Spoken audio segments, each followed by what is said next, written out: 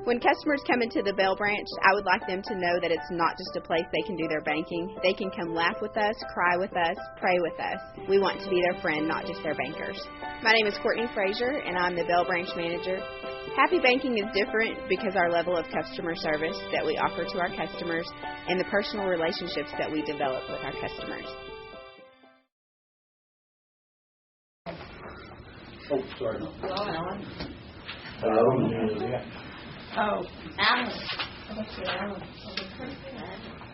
Alan. Alan. You all, we called it to order. So that's good.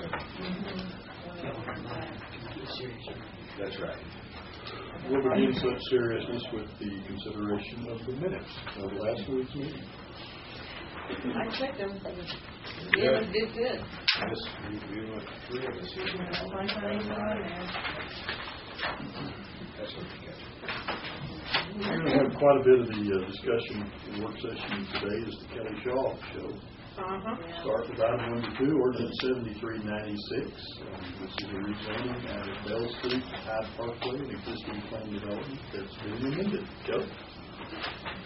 It's an office complex, basically under one roof of a fairly large office complex. It's a planned development now. It was done with Planned Development District 269. The request is they're wanting to expand the existing building by about 5,000 square feet. In order to do so, since this was one of the planned developments that was done by site plan as well, we required a planned development amendment. Basically, this is just south of Bell Street and south on Bell Street, just south of Hillside. It's on the west side of the street. They're proposing to add about 5,180 square feet of office space, and then along with that is some additional parking.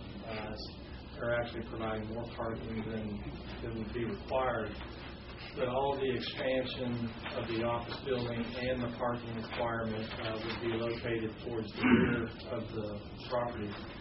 They are planning on adding employees, and so basically this was just to maintain the development standards that were enacted originally to help mitigate any negative impact on the residential neighborhood that's both to the north and to the west. And the proposed development standards that would be associated with this amendment, the land use would be exactly the same, building height would be exactly the same, lot coverage increased just by about 3%. But under staff report, you can see the minimum setbacks. They're still maintaining that setback, which are substantial. That being 170 feet to the west and 75 feet to the north, so some significant setbacks on the building. So the addition of the building really wouldn't have any noticeable impact at all. The building material would have to match the existing building. The landscaping, they're proposing to add almost twice as many trees that are there, and the bulk of those are going to be between the west property line, the rear property line, and the new residences. They're providing quite a bit more parking spaces, as I had mentioned earlier. Hours of operation will be the same. Quite a few more employees, from 40 to 220 is what's being proposed. Signage would remain the same. The lighting would remain the same, except for specifically mentioning that any of those light poles that go into that rear parking area that's being expanded all have to be of a recessed nature, where you don't have the bulb that has the bleed out over the property line. Screening would be the same.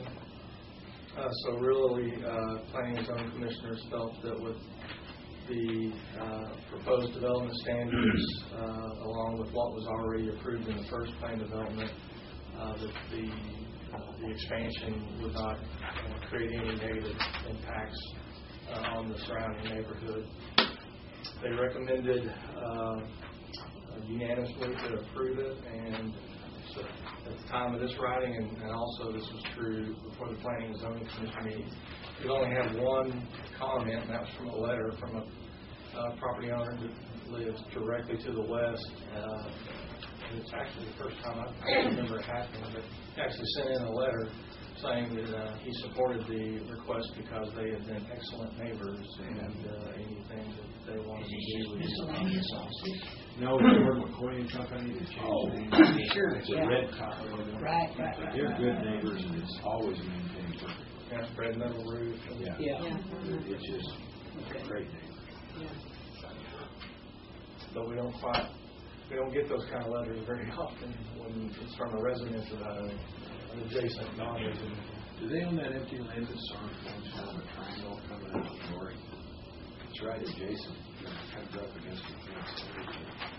It doesn't matter. I can't say if they do or not off the top of my head. Looks like there's kind of an undeveloped flag lot to the south of it.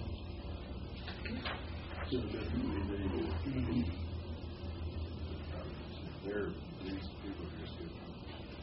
Oh no, they don't. That's that was owned by his name is left me, but owns the storage buildings. They had done planned development. Paul Fields. It's owned by Paul Fields, or it used to be. He's owned that for mini storage warehouses and all that. Never came to fruition. Moving from 40 employees to 220. They go all over the country. They do a lot of property tax. That may not all happen at once, but they're saying they're planning up to 40 or about that many 220 employees.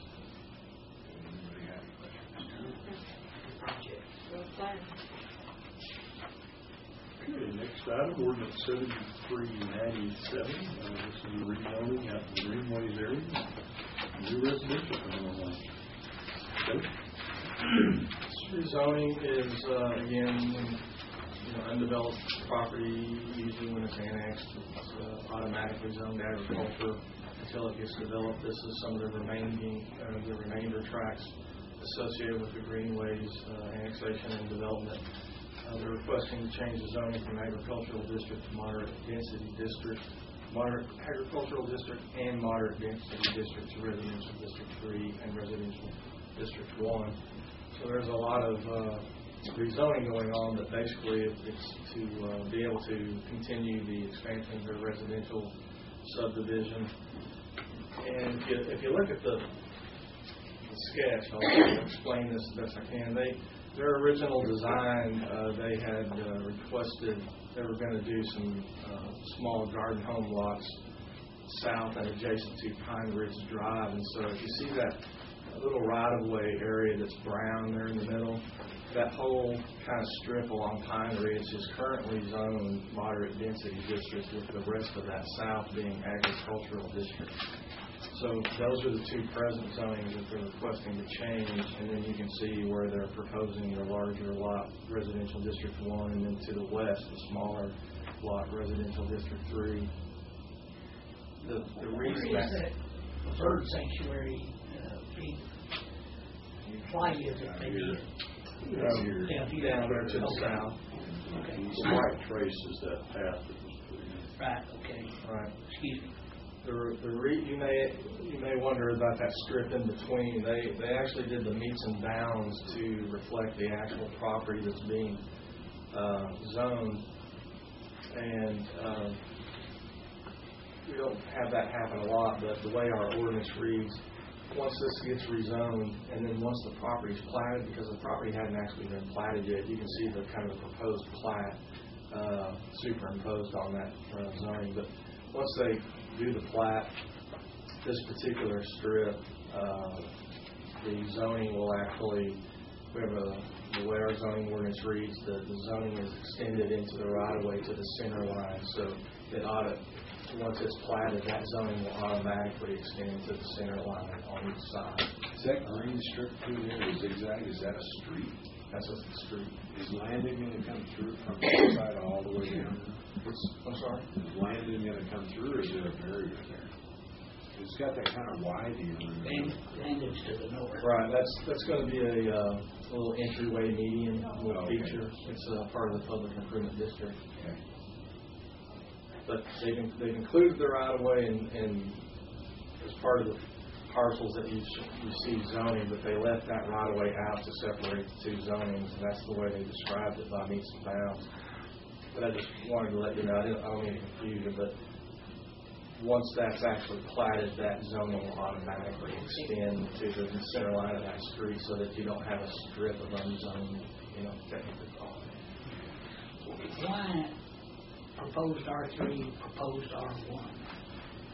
Why not all under proposed R1? They wanted to do a little smaller lot in the R3.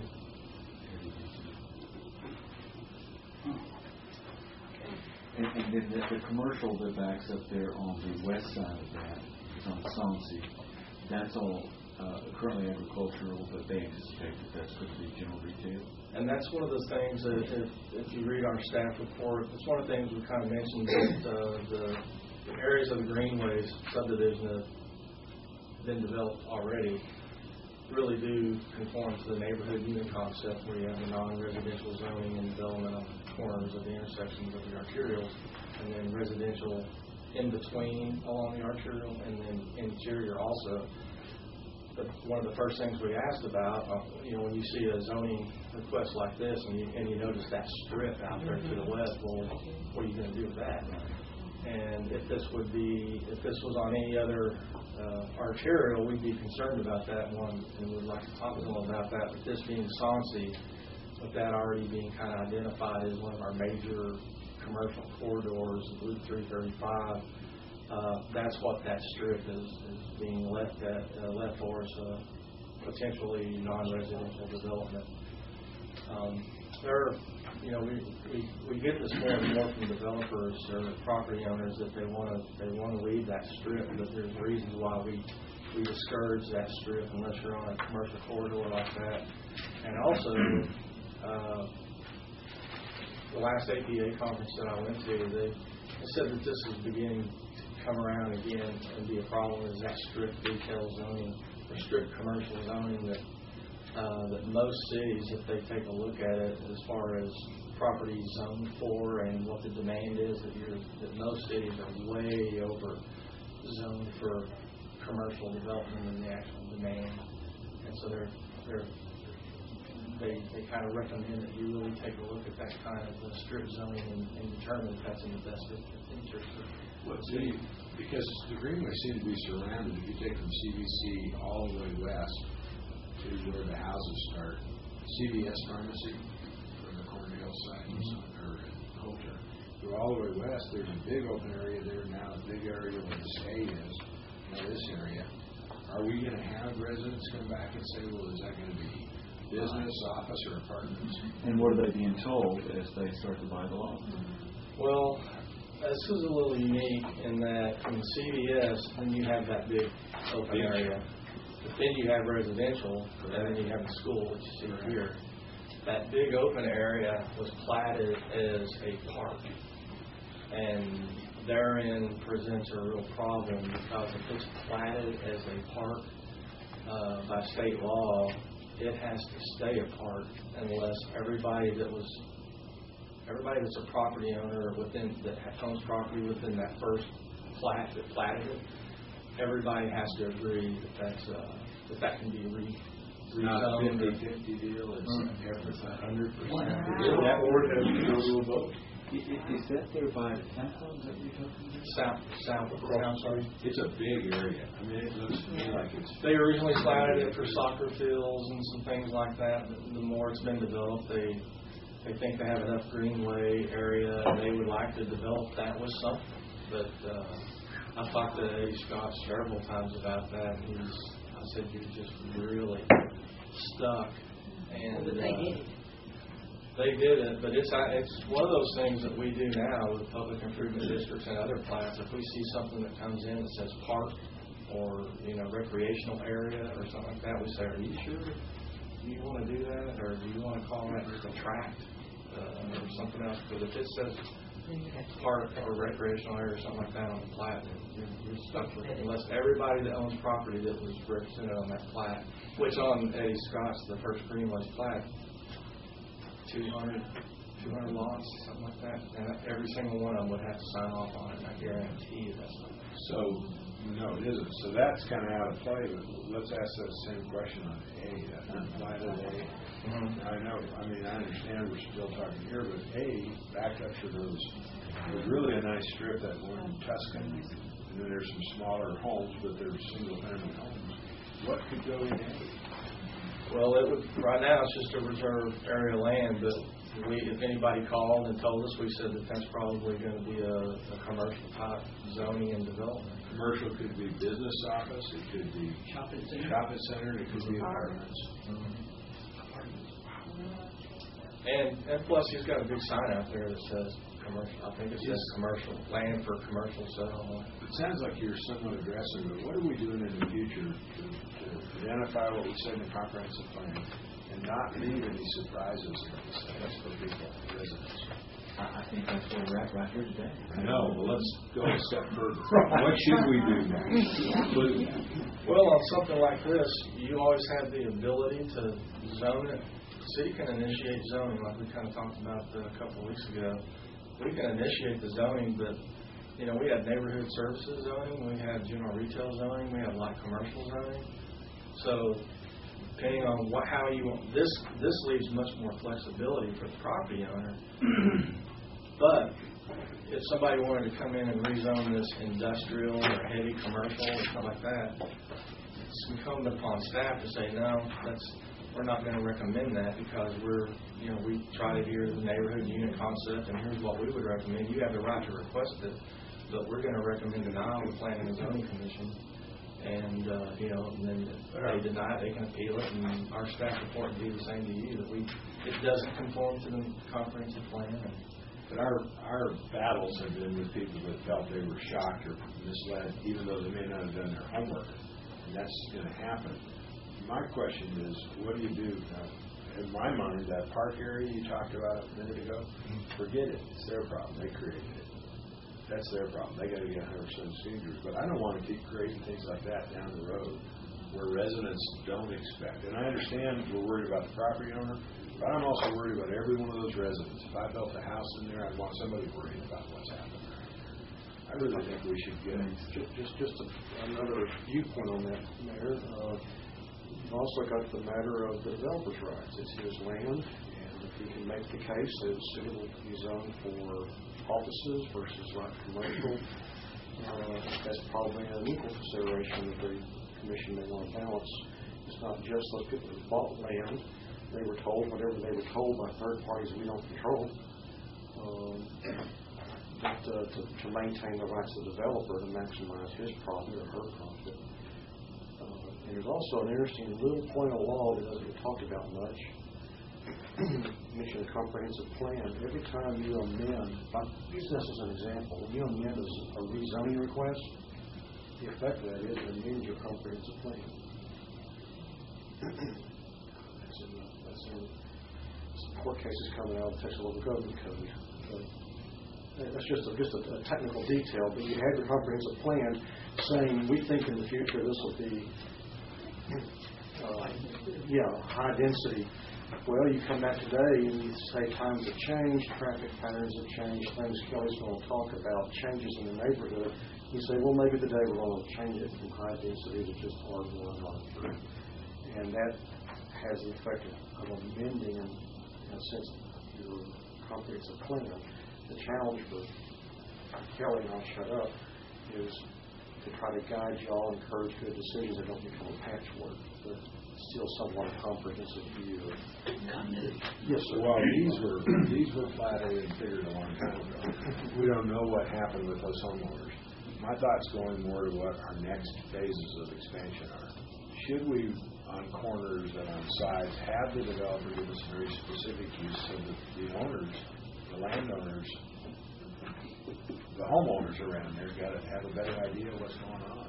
We saw the ire created in the community when we were left with very little choice.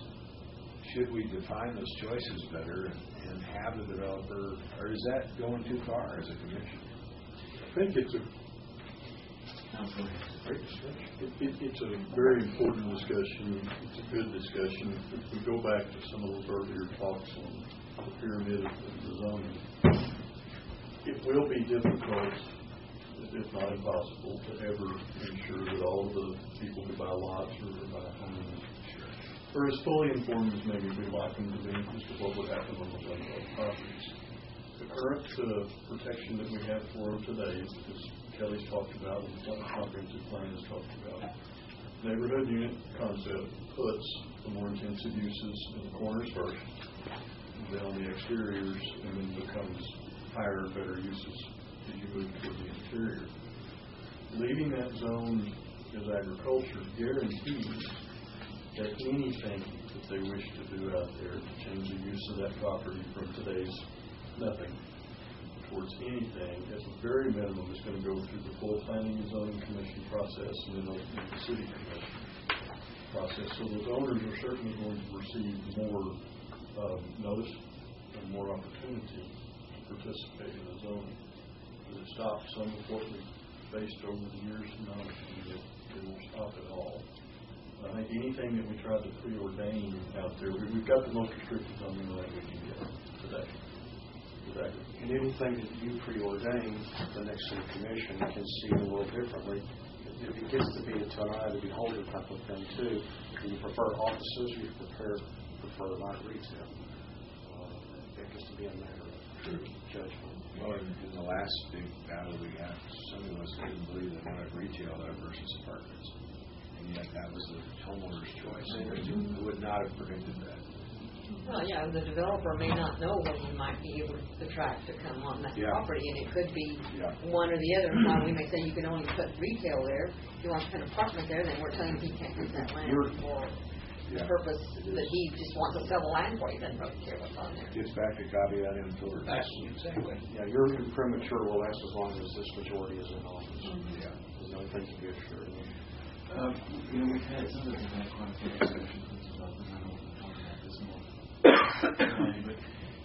But their feeling was that, well, when we originally brought in future reference, when we originally bring this section to you, and we say to you what we want to do with this section, it gives you a long-term ability to plan what your infrastructure needs to be. And so that means they're going to need to give you a master plan for that whole new development up front. But the problem is now when we're still piecemealing it based on what we've done before, we're exactly reproducing the same kind of problems that we've all agreed we don't want to do anymore. So now are we going to have to continue on with a development that's already begun the process and continue to recreate the same problems? Or at what point, are we going to actually inspissate ourselves into that process? Because the next big development, Redstone, for example, if we're going to lay down the law on that one, we're talking about things that aren't going to occur for 15 years. Well, I think what Marcus points out that stops you is the next commission. But I think one of the things that could happen and be positive is carry on those discussions with developers and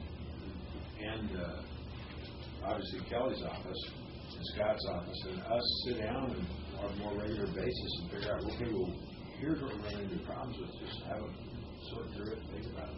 Make them commit up front voluntarily, because that's kind of what they said to us. We don't know what you're going to do with the southeast loop, but we can't develop it right. We can't tell people we can't sell up to the edge of the property because we don't know what right of way is going to be needed.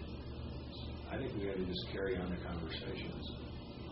From the point of the preliminary plat that you mentioned, the conceptual snapshot of what I see the entirety of this piece of property be that full section or whatever it happens. Once fully developed sometime down the road. Exactly. That'll specifically get discussed in part 2 of our discussion that we're going to have today. That'll be next week. It is something that all of us have talked to the different developers about. You'll get a pretty wide range of opinions as to whether they want to do that or they don't. If we don't sit down with them, Brian, when we're trying to second guess this, across the street's another development. And we try to do something with this guy, and we go to the guy across the street with competing ventures, and we said, whoops, we favored one versus the other. So it really is complex. yeah, we don't want to do that either. And that's the demand on your infrastructure in areas to where you don't have new capacity that's not being used today. Often becomes that question of, well, okay, I'm asking first. I have a buyer for the corner is going to be an X. Can you get there? Well, yeah, maybe we can, but then what happened to the opposite corner that didn't get their piece of that place quite as quickly? All of that's going to wrap into some of these other discussions that goes into your subdivision policies, your planning and zoning, your comp plan.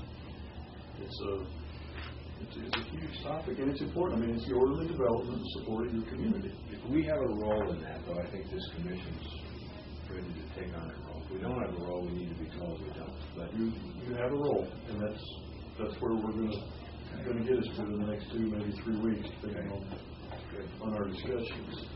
It'll come back eventually, like your annexation policy did.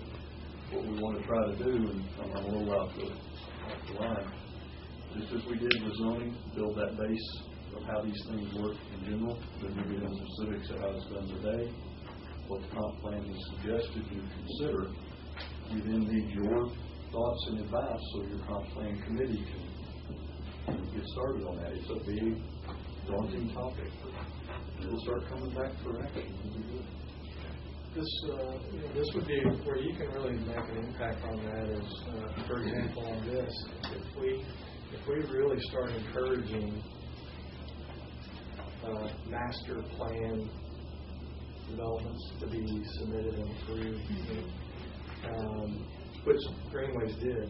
They submitted a master plan for the entire section, and it's to give you a conceptual idea of what the development's going to be like. And then you can amend it as you go through the process. But on this, they show non-residential development on these corners, and if you wanted to at that time, when they start zoning something, we could, if you wanted to go that far, we could say, well, we would prefer you to go ahead and do some zoning, sort of like placeholders. If this is what you say your conceptual. Doesn't mean we couldn't change it. Just like the other commissions couldn't. But sort of the only problem I can see with that is this just allows more flexibility. If you want to say, well, neighborhood union concept, let's put general retail zoning here as a placeholder, and then something comes along that doesn't quite fit in general retail, but it does in light commercial, then they'll want to change their zoning, but if there's residents there, then they're going to throw a fit, and it's already zoned general retail. I mean, the flexibility almost goes down to taxation. If you immediately zone it from agriculture to light commercial or no, not really. It's not significant. It did. If you change from you can have that zoned agricultural, but you can't get an agricultural exemption unless you're using it for ag exemption, ag zoning are two different, related but different. And so your taxation will be based on your valuation of your improvements and everything, and you can have an undeveloped agricultural piece of land, and you can have an undeveloped retail. Well, and just one other observation, we've been struggling with continuous left turn lanes and suicide lanes. So if that's going to be left with somebody out for an hyper retail, then when we get ready to want to put limited left turn lanes on Sonsi, there's going to be an impact from that. If there's going to be potential businesses there, nobody's going to want that to do anything but a big fat suicide lane all the way down there. So here we go, off the races. And we haven't done that to the rest of the city comprehensive, so it becomes why are you changing? You're favoring somebody, and that's the arguments we heard, is you're favoring an area that can turn easily, access wherever they want, and you're hurting money. It's important you get ahead of these. We just don't know how you get ahead of it. Yeah, it's working so well right now. About 100 years ago, some of this shit had been discovered. I can tell you how you get ahead of it. Start doing it. Is there a comprehensive plan or update more than 15, 20 years apart? Well, let's have at it, because I think that's what we're seeing. It's just complicated. You can do streets like in San Antonio where you get a turn, you have to stop at a light and then. But you should hear the developers talk. think the people buying the land have some right, though, to know what's going to happen behind them. Probably don't. Well, but they here do. again, they should be aware of what Could happen. Yeah. But most of them Remember don't. back There's no vested interest in zoning. that's exactly it. You don't have a vested interest in zoning. Either you as the adjacent owner or you the property owner. That's subject to change. The protection for both properties is the process by which zoning can be changed. So back to if you leave those corners as an agricultural zone, anything that they want to do beyond an agricultural use has to come back and go through the entirety of the process. Notification, public hearings, etc.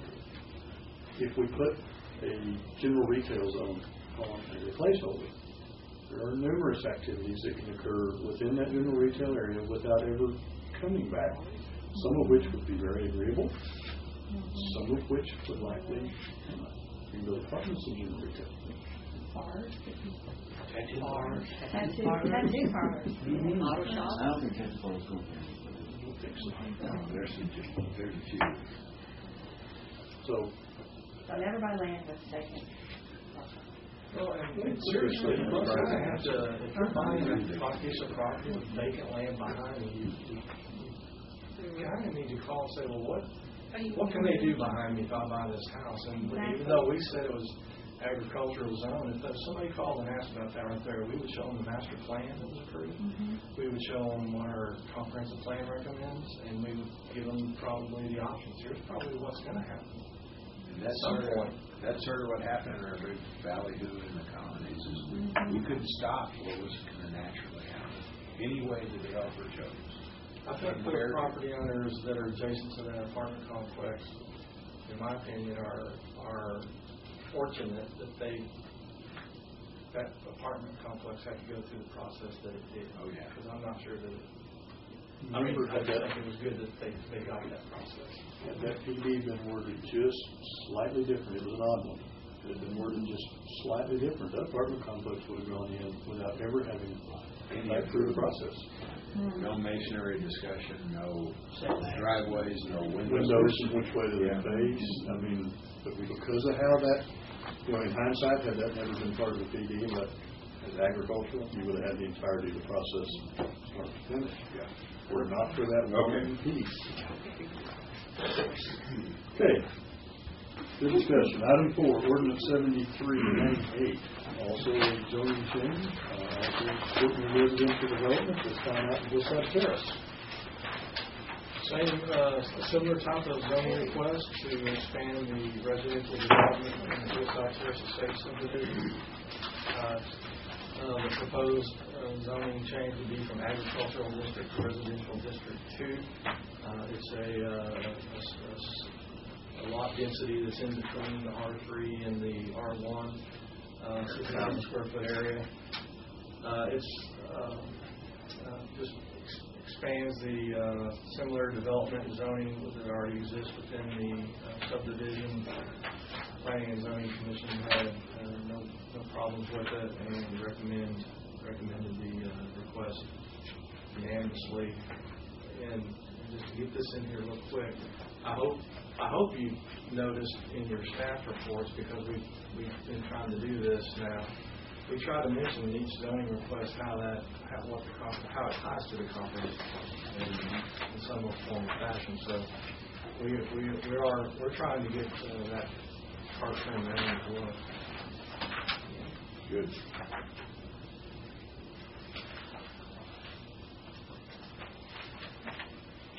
Questions or comments on item number 10? So that's not platted yet, so you don't know if it'll be R2 or R1 or what. Right, because technically it's zoned agricultural right now, where the lots have to be an acre. So we try to get the zoning done before that. We have plat pending on both of those, pending the zoning change. Okay. Except the developers are on watch. It was already platted. It would be technically in violation of the zoning. I'm not saying that hadn't happened before. We try to avoid it. Questions on that one? No? Moving on to the consent agenda. Consent item A is the annual purchase of rock salt. The price of that has gone up. We did have more bidders than we typically get. I think so. Well, there's a big spread.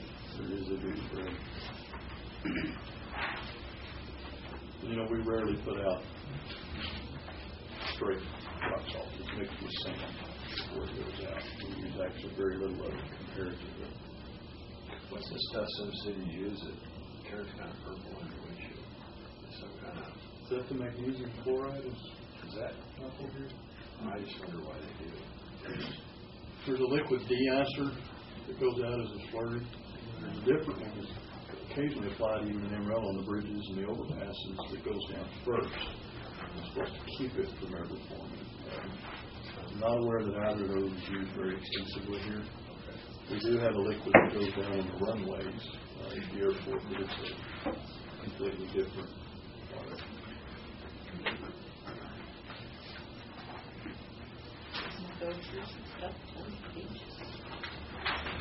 Well, jumping into item B then, automotive filters, annual supply agreement, many of those. Yeah, that's a big one. One of the standard filters.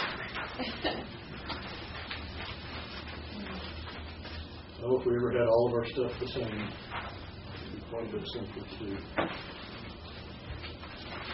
Item C is the request for approval on the sheriff's sale of property. These from Potter County, so sold by the Potter County SO and within the city of Amarillo. You see the list. Some of these, that's a couple of shots. This time were better bids than we see on a lot of bids. What happened if we said no? We have approved, but it's already sold, right? Well, I don't. Let's ask Marcus. It would be my understanding that the sale would stop and none of the jurisdictions would get anything. The money comes back pro rata. So, why in the world do we have approval? As far as taxes? State law, you have a tax levy on it, or tax lien. And Jared, we did review this list and kind of make sure none of them being passed in there. Remember, we asked this commission to change that about a year and a half ago. It's been very successful in getting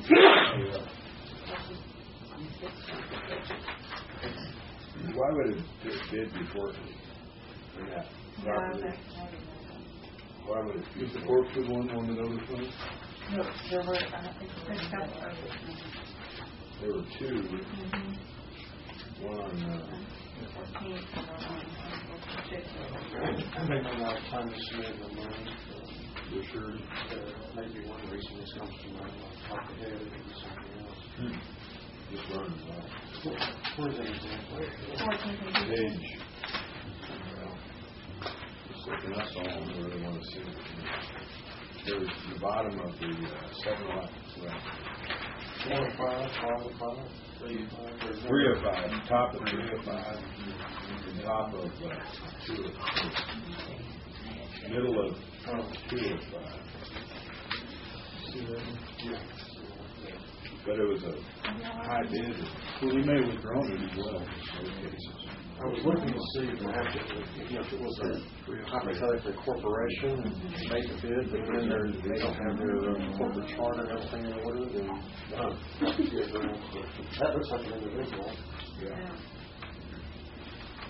Well, Jesus is the one that reported it bid, not the award.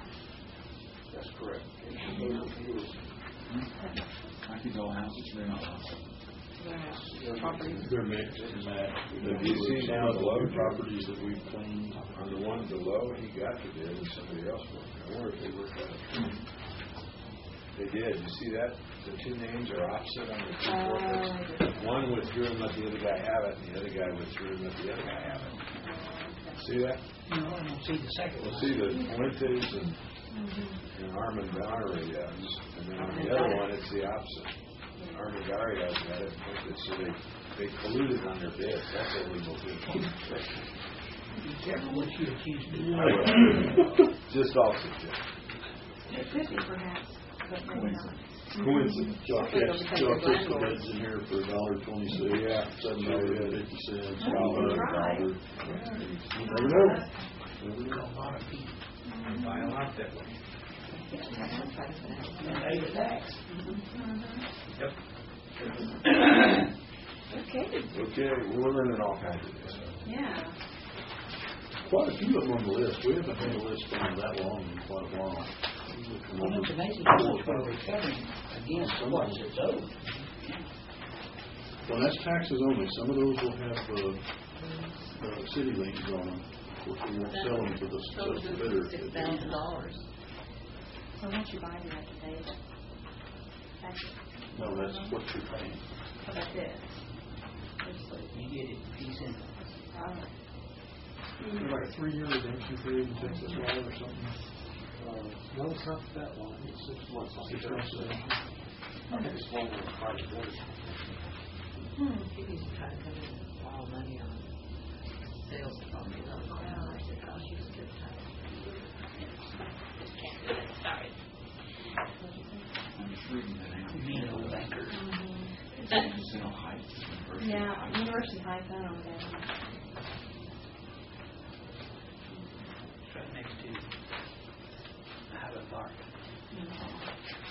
Yeah. In Dallas it is. Oh, well. We'll bet that's the neighborhood just south of City. Park City, Park City. And those are flat names, not necessarily neighborhood.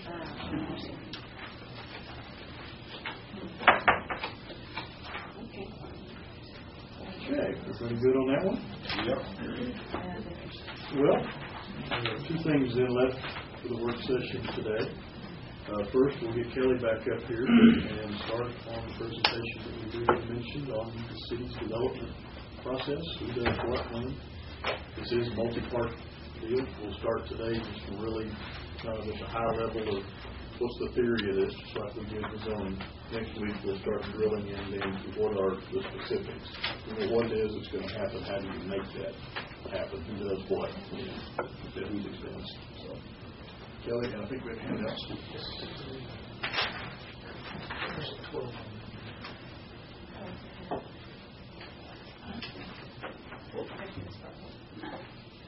time is it?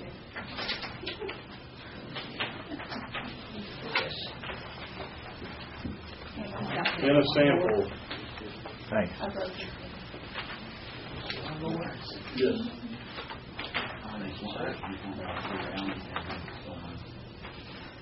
One of the photos? Yeah.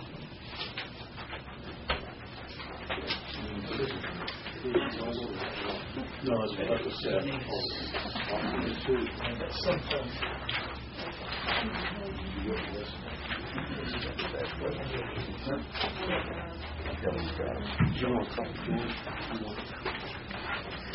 They're going to think we knew this was coming up today.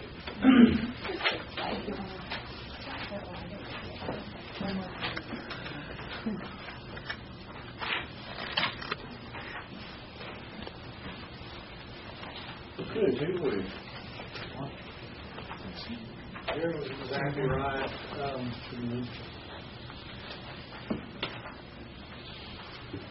We're getting into here very soon. You're going to be hearing about some recommendations on how we might possibly amend our current practices as far as subdivision regulations. And as part of that, we kind of wanted to make sure that when that time comes, that you're very comfortable with some of the terminology, some of the thought behind it, and that kind of thing. So we were starting today just to give you a big general overview of basically the land development stage. I've got it on here, land development from A to Z, and basically we're talking about annexation to zoning. And I guess construction really is the final piece of that, but A to C doesn't sound near as snappy as A to Z, so I'll just put A to Z.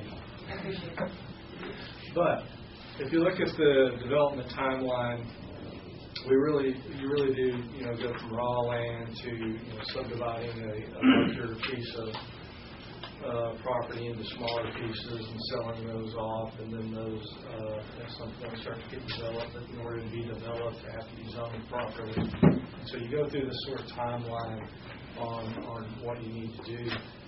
I have a little red check mark here by the annexation because we kind of talked about that part of it, and I think we really have a good focus of where we're headed annexation-wise and what we need to think about.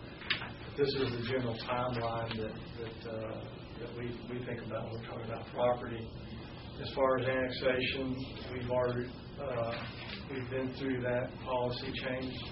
I hope you remember all the reasons for that. But now, since that's been done, we get a call from somebody about property that's outside of the ETJ. Where is it? Where is it in proximity to our growth areas? And would annexation or a developer agreement be a better tool to use, and depending on what we need to do or how it affects our growth or development right outside our city limits? And then how does that, if we annex, how does that affect our utility service? Are we on the clock for utilities, or is there something close by where an extension would be possible? Or are we talking about leapfrogging a section? And so all those things really need to be thought about, and we have a much clearer direction to follow now with the new policy y'all implemented on how to answer those kind of questions. And so we're getting started on that, and has already come into play a couple of times. The next part of that, though, is the subdivision process, and basically that. I want to try to talk a little bit about the actual terminology. And when you hear the word subdivision, literally that means when an owner of a piece of property divides that piece of property, a larger tract, into two or more parts. And that comes straight out of state law.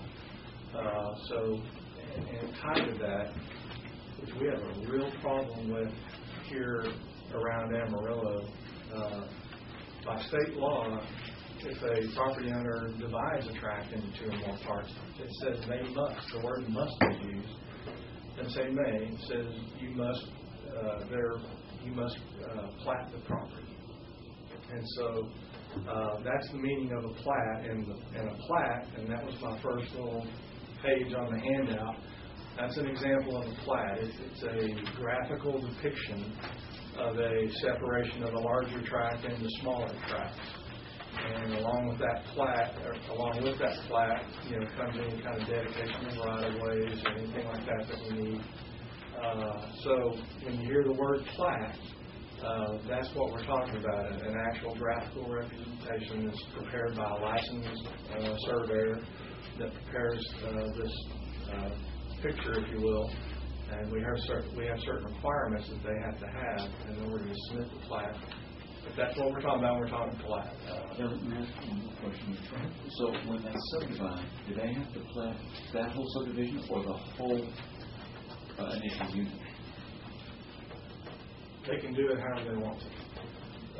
It's depending on what there are things that can happen, which I'm going to get into here in just a minute. When we look at a plat, there's things that we look for. But for now, I just wanted you to know what a plat was, because sometimes people, what do you mean? I don't even know what a plat is. I bought a piece of property and they gave me a meets and bounds description, and they'll have a little survey of the property. That's not a plat. That's sell a property by meets and bounds description. So it's one other question, so I understand before we get into details, so I don't get confused. So when they do these different phases, are each one of those considered a subdivision? Yes. And that's back to the terminology. Yeah. Subdivision, as we're speaking of it in plats, it's the verb, it's to subdivide. Make a big piece into a bunch of small pieces. In common thought, we talk about a subdivision and we mean a neighborhood. Belmar is a subdivision. Well, Belmar is actually comprised of numerous separate plats that together have created the neighborhood out there that you see.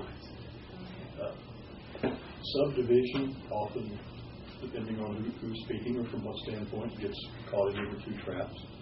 All of us have visited with developers and we talk, what are the problems with plans or are trying to submit plans. Okay, we'll get into the details of what's a plan and when, and you'll find that there's all different types of plans. They each fit, though, in a different piece of this process. So please keep asking those questions, because when we leave that, we want y'all to have that knowledge and that terminology to pull those things apart and see what they are. Because whenever they're talking, they throw these terms around.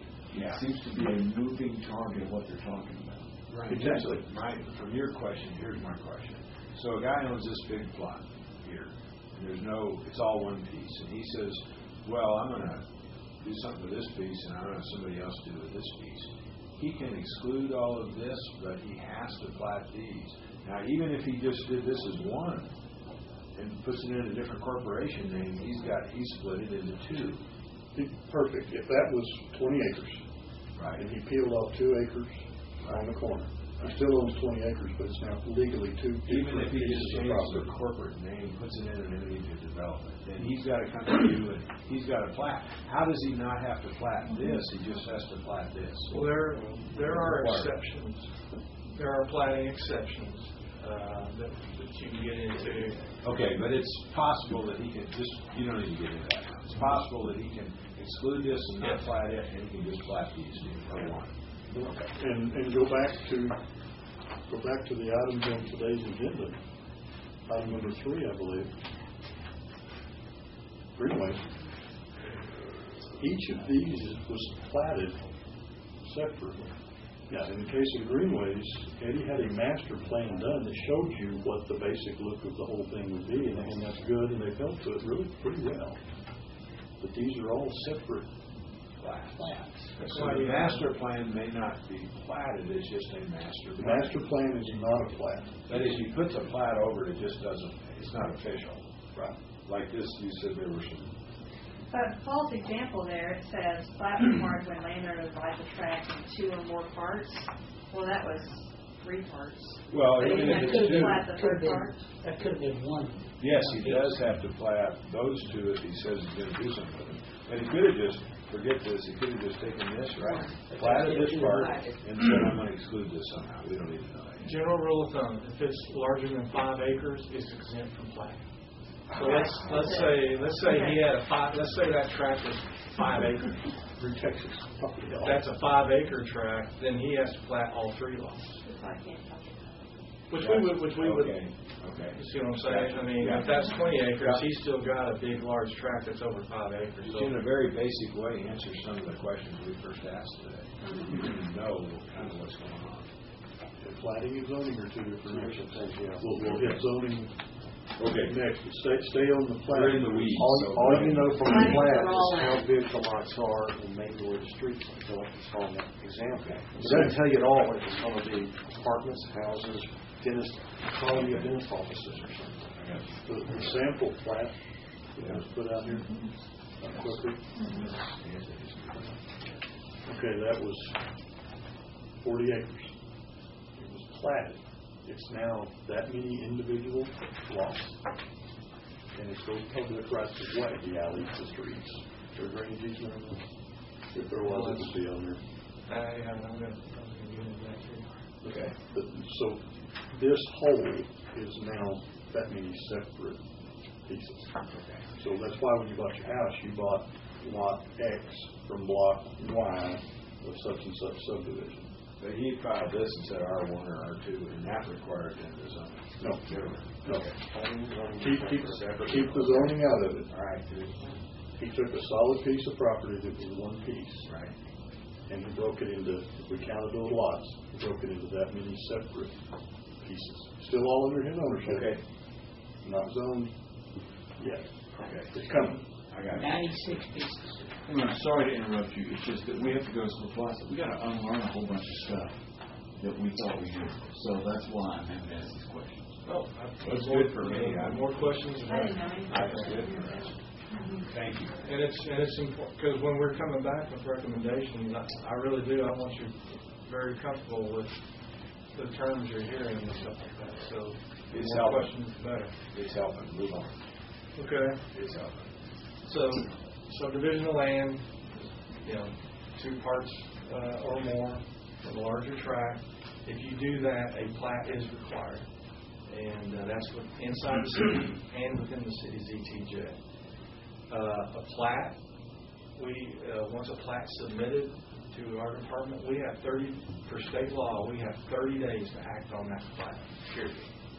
If we don't act on it, if the planning and zoning, you designated the planning and zoning commission your plat approving body. If they don't act on it within 30 days, then the plat's considered approved, and we basically have to put a stamp on it that said we didn't act within 30 days, and so it wasn't formally approved, but it's approved because we failed to act. Right, and he can go down and file an appeal, and it's a done deal. So that's the clock we're under once something is submitted. So if a plat is incomplete and correct, that's good enough. Then that creates that. So if the streets aren't wide enough or something isn't fitting the rest, then you got to stop. We've got issues, and they're not solved by the time Planning and Zoning Commission is.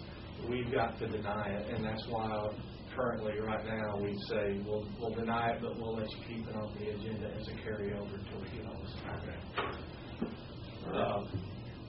But we'll get into that a lot more next Tuesday. A lot. Things to think about, though, when you're talking about the subdivision process. If you know you're going to need a plat, you're inside the city or you're inside the ETJ, and you subdivide your property into 2 more parts, you're going to have to prepare a plat.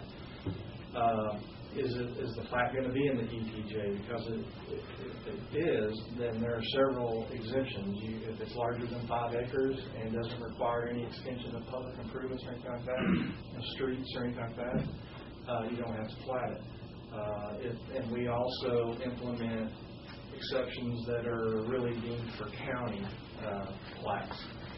That if you're transferring the property to a relative, which has to be a first generation, second generation relative, if you're giving your son some property, that doesn't have to be platted.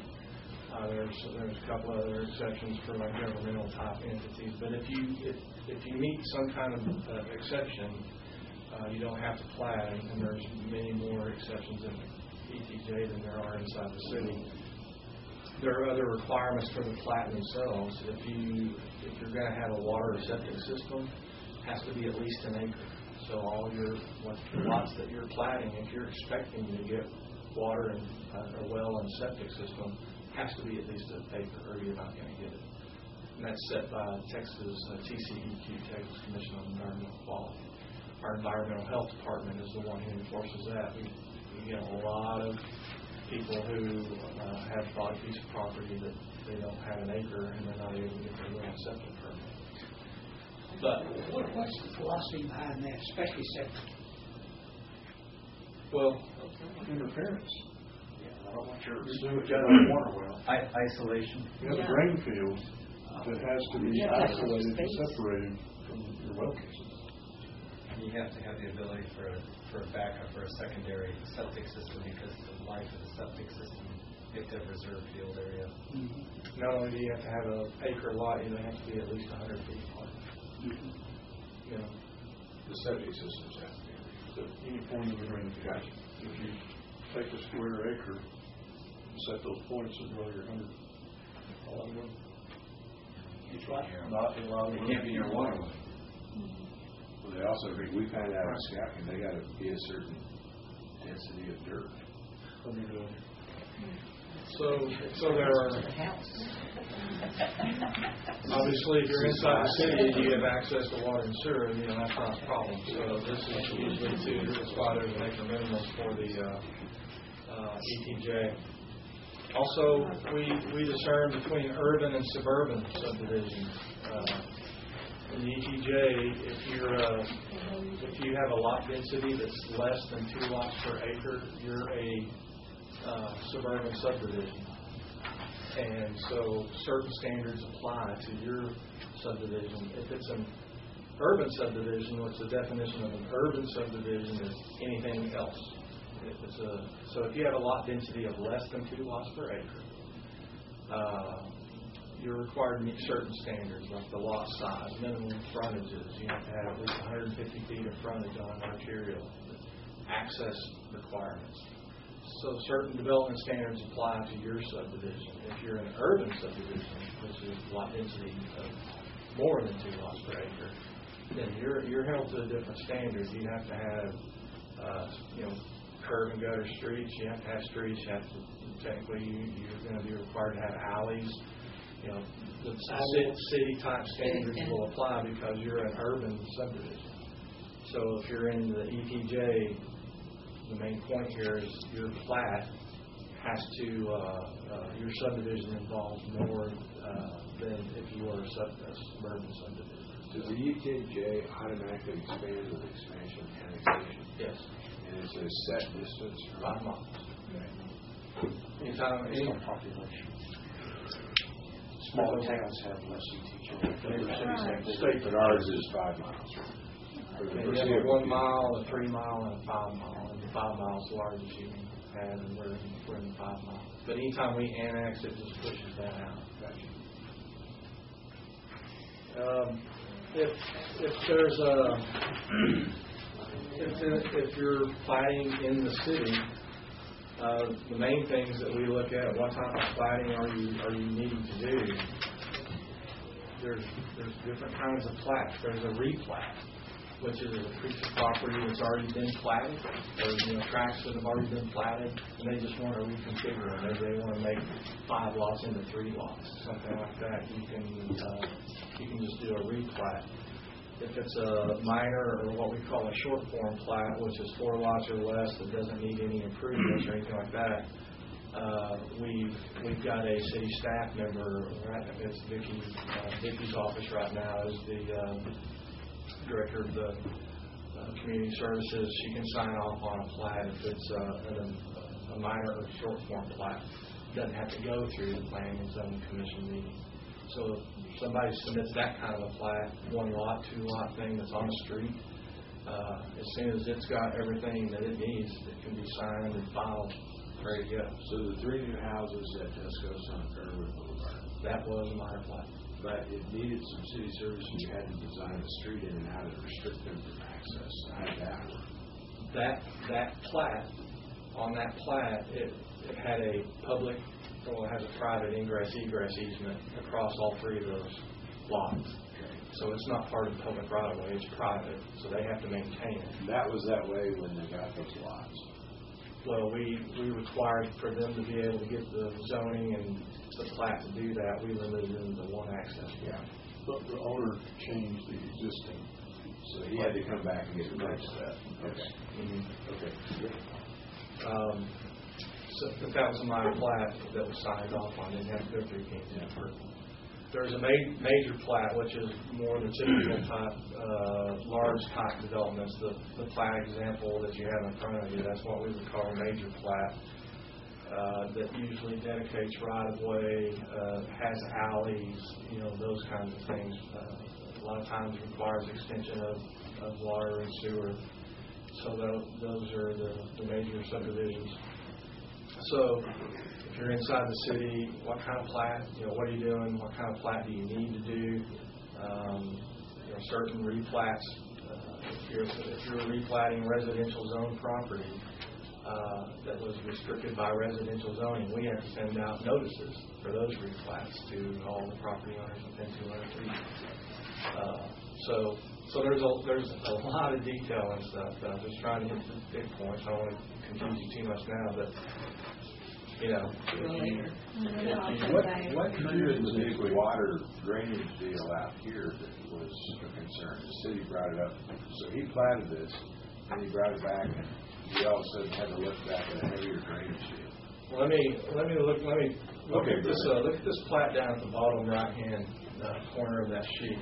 This is an example of a pretty simple plat, but there are all kinds of issues that we as staff have to look at for this particular plat. Number 1, where it started, this is a cul-de-sac. We don't allow a cul-de-sac to extend more than 1,000 feet because of emergency service type issues. If they get blocked or something, how do they get in somewhere else? They don't show any alleys on this plat. Where are the alleys? Are they going to do alleys? If they are, they're not shown. do the streets line up? You see that court, the cul-de-sac, it lines right up with the street across from it, so we check that to make sure what the offsets are. We don't like close offsets of streets to where you have conflicts when people are trying to turn in the streets. We would look at, if you look on the very left edge, we would ask, well, here's where the lots end, but what is this? What's going on over here? Is this right-of-way that they're dedicating? Is that something that we need to think about here, or do we need right-of-way? Then what's this no man's land right here? They show it has a flag lot shape here, but still there's no technical access to that cul-de-sac. So if they're planning on that to be some kind of estate lot or something, I don't know, but they don't show any access to the right-of-way. So we would ask about that. They don't show anything in this area here or this area here. What if their drainage plan shows that they have water that drains into those areas? Well, do they have the necessary drainage easements that are going to be required? If they're not draining into the public right-of-way, are they draining onto private property? And what are those blank pieces? We require them to show adjacent property ownership and any improvements. If these were platted, they needed to show that those were platted. They just don't show blank pieces of space. So depending on where the drainage is, there's all kinds of questions that we as staff look at by something as simple as this being turned in to look at. And we make sure that we ask the right questions and that we catch little pieces. Here's another little piece that's on the top of this cul-de-sac. I don't even know, is that common area or what is that? It's an undevelopable piece of property. So what is it and why is it there? So we ask questions like that. It's a separate parcel. Who's going to end up on it? Who's going to take care of it? The street stuff out here each side is interesting. And that's another one. They show a dead-end street just right there on the bottom there. Where is that for another planned subdivision, or because typically we just don't allow dead-end streets? What's the plan for that? And there's a lot of questions that go into plat review. If somebody turns in a plat, we're under a 30-day clock. We have to get all these issues addressed. And what we do is we meet a staff, we make comments, we turn those comments back to the surveyors and developers, and we try to work all this out in 30 days. Is this a real one? It's not here, but I just thought it showed a lot of different questions. Now, let's say that you have, because you brought up a lot of questions just right here, this small. Mm-hmm. And let's say that you're nearing that 30-day drop dead date. Mm-hmm. Do you then just simply decline it or not approve it, rather than let it just sit idly by and be approved by the clock? If we don't have all these issues addressed by planning and zoning, we deny it.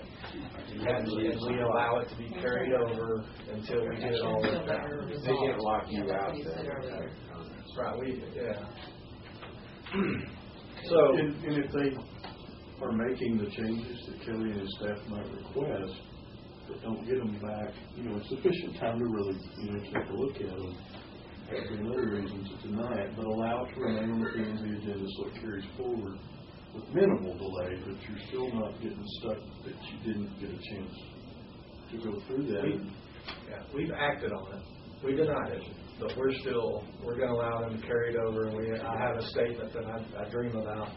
I say it all the time. It says, this plat is denied with the stipulation that it can be resubmitted at a later date by the applicant with no additional cost. That's what happens when it's not ready and we have to deny it. And plats like this show you the complexity of what does the plat look like for this other piece. They may be two different owners. One guy is ready to go, one's not ready.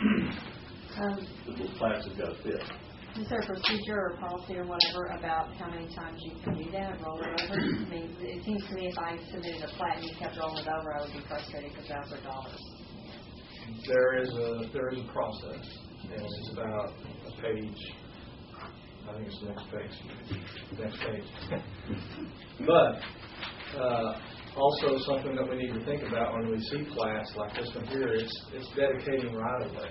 So if it's dedicating right of way, currently, we don't require plans, paving plans or utility plans to be submitted with the plat But obviously, something's going to have to, if they're planning on building a street, then that's going to be required at some point. So that's why you have this other bullet point down here for the paving or utility plans. If we see something like this, generally, we will ask them, we'll have you turn in your plans to start the review process with our engineering department and utilities department. So here's a neighbor out here that's not, maybe a different owner. How do you deal with that person to find out how it's going to affect his plans, like drainage and other things that are going to be? Well, along with the plat, we require a drainage plan. Gotcha. And the drainage plan has to be submitted and approved before the plat gets approved. That's the only plan that's like that. Do you try and discern, do you have to discern what this neighbor's going to try and do to address that drainage issue, just so it fits his issue? No, we just try to discern what this particular property owner is doing and how it's going to impact the adjacent property. But he can't drain under that guy's land without his permission. Without his permission. Right. So you are. And that's when we say, if that's what your drainage plan shows, then you need to show us a drainage easement from that adjacent property. Do all plans have to be signed off on by a professional land surveyor? All plats do. All plans do. So if you've got issues like this, you're not necessarily dealing with the developer, you're calling the land surveyor. Where we consolidate all of our comments, we send out the plats to all the city departments, engineering, public works, utilities, fire department, all of the utility companies, and we ask for comments back. The planning department consolidates all those comments, and we send them to the surveyor or engineer, whoever prepared it, and the developer and property owner. They both get a set of those comments. We've had submissions there as well. We started acquiring that. You get it all done in 30 days, and you do it that way? Sometimes we do, a lot of times we don't. But you're in conversation and they know why. Right.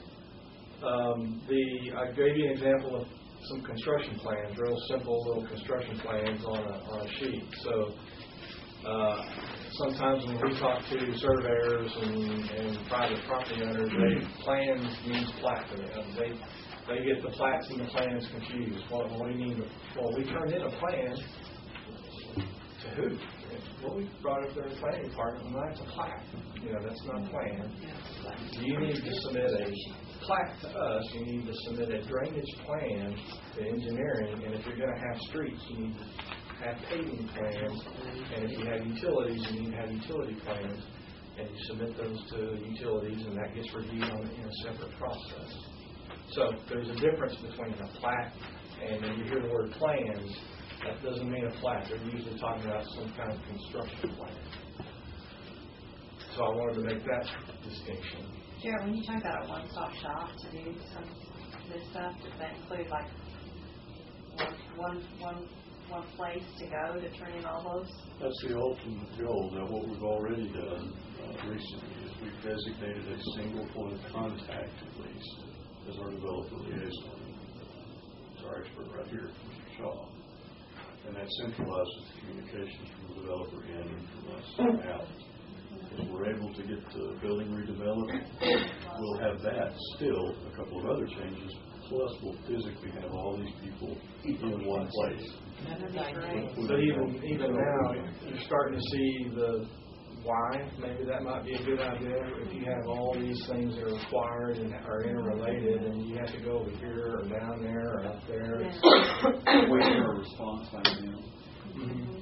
I mean, or if you could just maybe walk next door or something and say, can you come over here and talk? It really sounds simple, but it really does make a difference.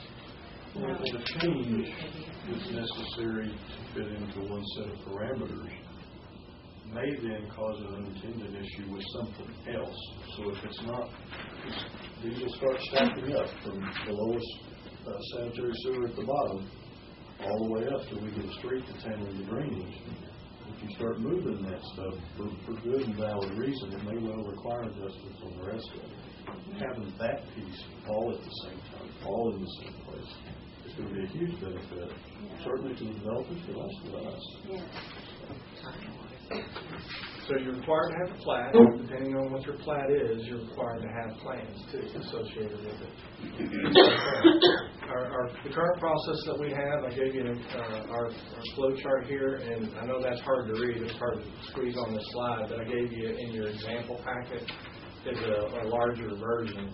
what you can read. But we do have a process that follows where we always recommend a pre-application conference that, if you're going to submit, especially a large development like what you have in front of you as an example, we like them to come in and talk to us about it so we can see what they're doing and maybe identify some issues that would be helpful to them in decreasing the time it takes.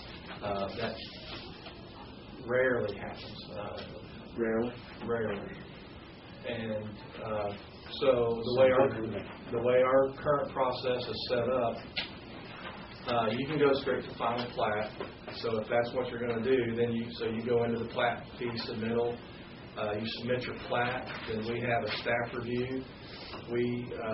Then we have 10 days, from submittal to get that out and comment.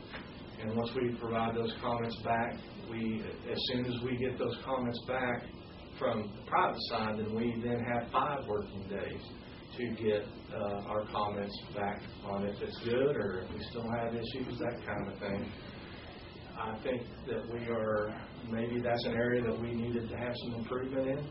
That if we have 10 days, let's use 10 days, not 4 weeks or something like that. So we're really focusing, or I'm trying to help right now focus on. We do have some timelines in our current process, so let's stick to those if we've got them in there. Once we get something back and it's ready to go, it then goes to the planning and zoning for consideration. Our process that we have set up right now, meeting every other week, we try to do all this in 22 days, not 30 days. We try to do it all in 22 days. And it's very difficult, to be real honest with you. It's really difficult. If it's a minor plat, you see that offshoot there, that doesn't even have to go to Planning and Zoning consideration. It can be approved just like the Planning and Zoning Commission approves plats. Once something is approved, then we take that and we file it with the county. It's usually just a couple of days, and we do that. Once that plat is filed, we then have that, we have that public improvement part of it. Once you get your plat approved, then you're good to go with all the rest of your plans. The drainage plan needed to be approved, submitted and approved with the plat. Your paving plans, your utility plans, depending on if you're in the ETJ or in the city, you still have that part of the subdivision process that you need to, progress through. And we try to get the paving plans, again, trying to be timely. We try to ask that, okay, you're going to be needing paving plans and utility plans. Sure, we've got the plat going through the process. Why don't you go ahead and get those in, get those being reviewed, and get that going. But a lot of times they kind of get that in whenever they get it in. Sometimes it's before the plat's approved, many times it's after the plat's approved. And utility plans are only within the subdivision. Correct. So you may get to a time where they have these plans and they come to you and you say, look, the nearest source of water at a reasonable pressure is a half mile. Is that happening? If there's main extensions that are needed, that has to be addressed also. That we have participation in that. But mainly, and I know we're getting late, but mainly what I wanted to try to get to you today was just the big overview that anytime you subdivide property into 2 parts or more, you're required to do a plat. And that's required inside the city or outside the city unless you meet an exception. That plat is a graphical representation. It's not a plan. It's a plat that has to be done by a licensed surveyor. We have a process that it goes through. It's a very rigid, fast-track process. But then even after the plat is approved, you still have the obligation to do plans that have to be reviewed and approved. So we'll try to do our part as timely as possible. The private side has to do their part also. And what we're going to be coming to you with here soon is maybe some variations in this process where I think it might work a little bit better and not be so disjointed. The way it is now, we still need to adhere to our timelines, but right now you submit this to me, you submit that to engineering, you submit that to utilities. Comments go back and forth. Nobody's on the same clock. And those are the kind of changes that we're going to be coming to you soon, and which I'm going to kind of give you a heads up on next week. Is this the 30 days from here up? And this is after you take it to the county, that stops the clock on the 30 days. 22 days actually from that line up. So you got 30 days to get all this stuff. You have 30 days to get through the line. That's what I said. That's They're trying to do it in 22. Yeah. Yeah, but you got 30 days here, and then it starts the end of that. You know what it says? Go ahead. Well, I was going to we're going to have to break this. We'll pick up zoning next week. But we do have a topic that we really need to come back for after the meeting, full session, and we'll do that as quickly as we can. We do that. Kelly, we'll go next week. No, okay. Sounds like you're going to play down to ask a lot of questions. We've been talking about this for a while. Yeah, we need to. If we could, with the proclamations, let's go in the order of the people that are climbing the Red Cross and then the root canal. That's the most painful thing on it. Yeah, I think my patient's going to go on. Jim's going to read the root canal.